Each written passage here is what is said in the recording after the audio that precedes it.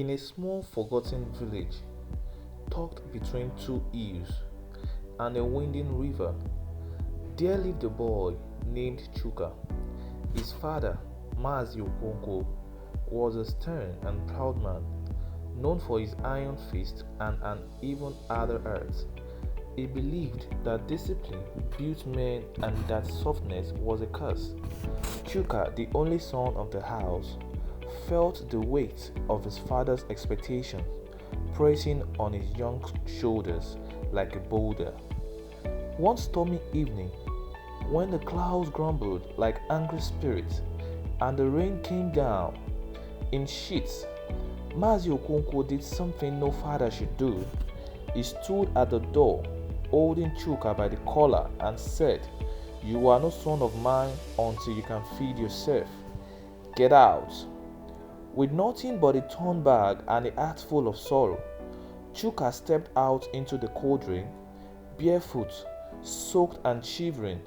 The villagers watched from behind their windows, but none dared to interfere. That was Mazi Okonkwo's house, and no one questioned his word. Chuka walked for miles that night, the rain cleansing his pain, but also etching resentment into his soul. He reached the city by morning and the sun rose on a new life. Years passed. Chuka walked like a man possessed. He began as a bus conductor, then a hawker, then a bricklayer. He slept under bridges, ate from dustbins, and fought rats for food. But every slap life gave him only fueled the fire his father had unknowingly kindled. Then came the twist one day. An old man with a scared face approached Chuka at the motor park. "I have watched you," the man said. "You have the eyes of someone willing to do anything to escape poverty." The man's name was Baba Idowu, a notorious spiritualist known for helping men climb ladders of wealth with one condition: they must climb alone. "You want to be rich?" Baba Idowu asked. "Are you ready to leave everything behind, even your soul?" Chuka nodded, desperate. The ritual was performed at midnight by the river. The old man whispered names of spirits long forgotten, and a ghost throat was slit under the moonlight. But the final ingredient was something no one could buy or steal: a blood bond. "You must use your father's soul," Baba Idowu whispered. Chuka hesitated. "He disowned me," he said. "He is already dead to me." "Then let his real death bring your life," the old man said. 2 weeks later, news came. Mazi Okonkwo was dead.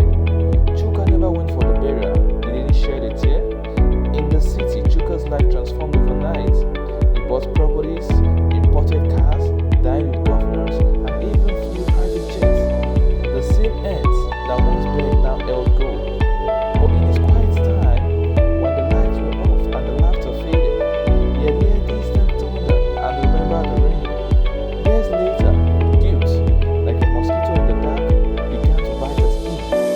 One night, he dreamt of his father, standing beside a grave surrounded by shadows. "Your wealth is mine," the old man said.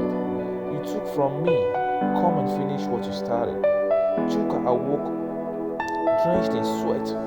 For days, he ignored the dream, but it kept returning, each time darker, each time louder. Finally, dressed in designer clothes and driving a black SUV that sparkled like obsidian, Chuka returned to the village. Word spreads fast. He has come. Now he wants to show face. The villagers had not forgotten not his abandonment, not his absence, not the way his father's body was lowered into the ground without the son present. As Chuka's car approached the village square, stones rained down like a second storm. Children, women, old men all threw what they could find. "Leave this place," they screamed. "You are cursed." His car windshield cracked. He reversed, humiliated, confused, and bleeding from a cut on his forehead. That night, his father returned again in a dream, this time standing on fire. "You took my soul to gain the world, but now the world will take you." Baba Idowu confirmed